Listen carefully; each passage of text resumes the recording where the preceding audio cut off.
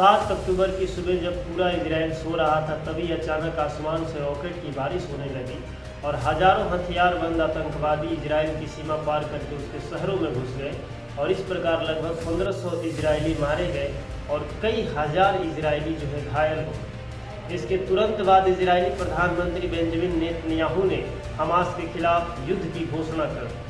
नमस्कार दोस्तों, स्वागत है आप सबका एक नए वीडियो में। आज बात इजराइल और हमास के बीच विवाद की असली जड़ है 35 एकड़ की एक जमीन। यह आपने सही सुना, सिर्फ 35 एकड़ की जमीन।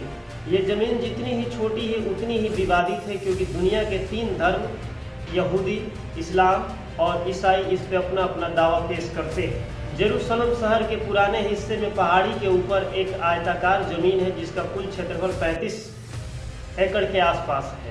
यहूदी धर्म के मान्यताओं के अनुसार ये वही जगह है जहाँ पे पहली बार ईश्वर ने उस मिट्टी को रखा था जिसके द्वारा सृष्टि का पहला इंसान एडम की रचना हुई थी। यहूदी धर्म में इस जगह को टेम्पल माउंट कहा जाता है और इसके एक हिस्से मंदिर की एक टूटी हुई दीवार है जिसे वेस्टर्न वॉल कहते हैं।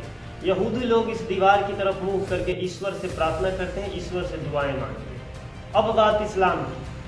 इस्लाम में 3 पवित्र स्थल है जिनमें पहला मक्का है, दूसरा मदीना है और तीसरा जेरूसलम। इस्लामिक मान्यताओं के अनुसार मोहम्मद पैगंबर मदीना से जेरूसलम की यात्रा पर उड़ते हुए घोड़े से आए थे और यहीं से उन्होंने अपनी स्वर्ग अर्थात जन्नत की यात्रा तय की। इसलिए इस्लामिक मान्यताओं के अनुसार यह जगह जो है पवित्र है। इस्लामिक मान्यताओं के अनुसार इस जगह को हरम अल शरीफ बुलाते हैं। इससे कुछ दूरी पर चमकीली इमारत वाली एक गुंबददार बनावट है जिसको अल अक्सा मस्जिद कहते हैं। सारा विवाद इस मस्जिद पे कब्जे का ही है ईसाई धर्म की। ईसाई धर्म के अनुसार ये वही जगह है जहाँ पे भगवान ईसा मसीह ने अपना प्रवचन दिया था और यहीं पर उन्हें सूली पे चढ़ाया गया था। दोबारा वो यहीं पे जीवित हो उठे और ईसाइयों की मान्यता के अनुसार ईसा मसीह एक बार फिर इसी जमीन पे लौटेंगे।